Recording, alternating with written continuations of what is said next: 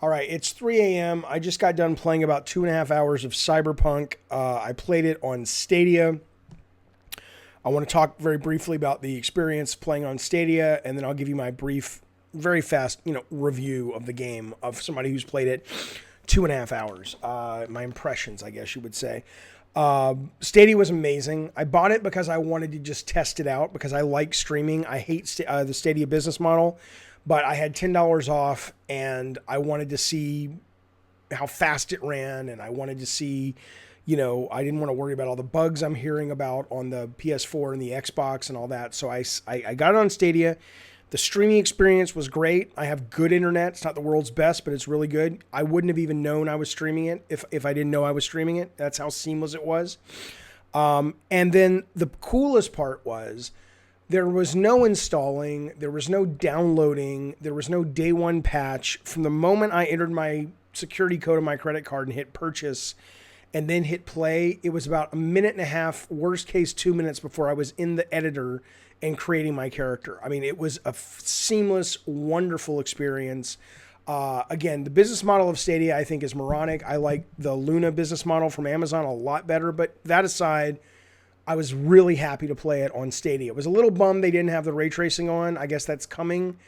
The whole point of Stadia was they were supposed to be playing their games and streaming their games on the very best computers that exist. That didn't happen, I guess, but hopefully that'll be coming down the line. But it was cool. The game itself, I played for about 2.5, 3 hours. I probably won't be going back to it. I might give it one more chance. Here's what I loved. I loved the world. I thought the world was super realized. It looked pretty darn good. The ambiance was great. The lore, the world building was phenomenal. So that was really cool. I enjoyed that. It wouldn't leave me alone with its fucking story. I mean, if I just skipped as fast as I could through all this fucking dialogue. I didn't know what was going on because I skipped it. I didn't care. I probably, if I would have gone through the dialogue conversation trees, I wouldn't have been able to have control of my character doing anything meaningful for about, if I would have played it at the pace the game is written without skipping, it would have taken about, my guess is 45 minutes to 90 minutes before you're actually in control of your character and you're actually doing something besides sitting in a car seat looking at someone else driving and talking to you. I mean, it's ludicrous. It's absolutely ludicrous that they throw you into this storytelling for the first hour to 2 hours of the game if you don't skip it and expect you to be happy. It's like, motherfucker, make me fall in love with your game first and then expose me to your fucking lore and I'll probably care. But don't fucking spring. I just gave you $60 goddamn to play a game.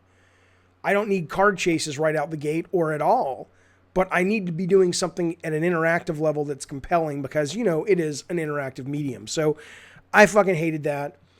When you get into the game itself, it's first-person GTA in a really cool world. That's what it is. And I think these reviews that have given it like 7s, 7.5s, the reviews that haven't scored it, but they've all said the same thing that the people who haven't gushed over it, which is, it's good. It's a really good open world Ubisoft style game that does really cool quests and does really great world building.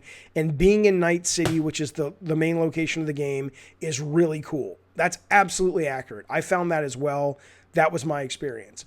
But it's not anything more than that, at least from what I could tell after 2.5, 3 hours of playing. Could it be? Sure, maybe. Why not? I'm sure there's more. There's a lot more I didn't even bother seeing. But the initial impression was it's a slog to get into the game, and once you're into the game, it's first-person GTA in a cyberpunk world, which is really cool.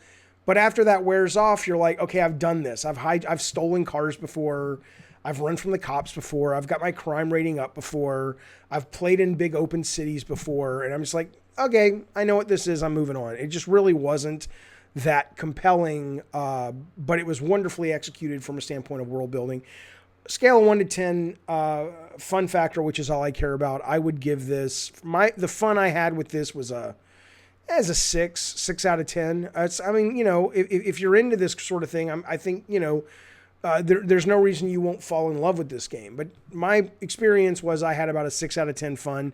I dropped $50 on it. I would be stunned if I go back to this, given there's so much more stuff to play. So there you go. That's my take on Cyberpunk 2077. Hope you're well. See you later. Bye.